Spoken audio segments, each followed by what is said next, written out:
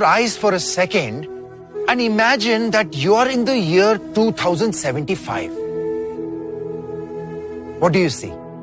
Flying cars, jetpacks for daily commutes, life on Mars, no more exams.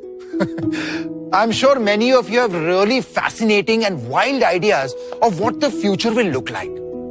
Your wild imaginations place you in a league of extraordinary futuristic thinkers. Human history is ripe with many examples of people who had grand visions of what the future would look like. For example, Leonardo da Vinci, the visionary Italian painter, had drawn the highly detailed drawings of machines centuries before the Industrial Revolution even began. Beginning in 1899, French artists like Jean-Marc Cotte were hired to draw their visions of the year 2000 on cards. The outcome was both fascinating and impressive. They predicted everything, from flying firemen to robot barbers to underwater fish races. Now, to their credit, they also made some accurate predictions such as video calls, audiobooks, and vacuum cleaners. In 1900, E.T. Powell, a popular music publisher, produced a music book which depicts a picture called The Dawn of the Century on its cover. Perched on a wheel symbolizing time, the angel of progress is ushering in the new century, surrounded by modern technology like camera, railway, and factory.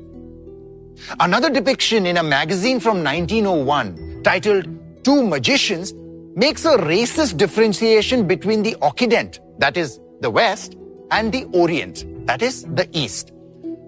Aladdin at the top with his magic lamp represents the East. The message being conveyed is that the Orient is stuck in the past and underdeveloped. Meanwhile, the mechanic at the bottom represents the West, a beacon of modernity and advancement.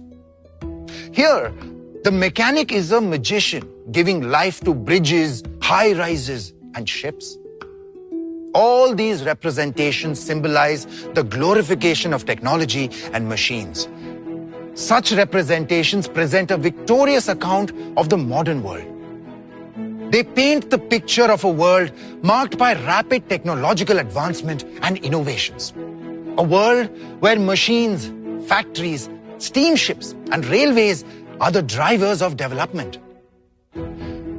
The history of industrialization, when told as a story of development, creates the impression that the modern age is a wonderful time marked by technological advancements.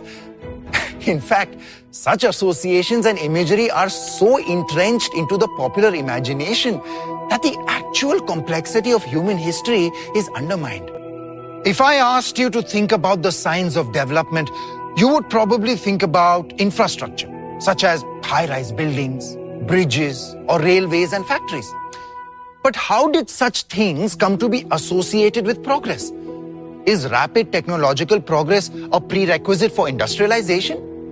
More importantly, should we continue to glorify technology at the expense of understanding the human experience of industrialization? To answer these questions, it is important to delve deeper into the history of industrialization.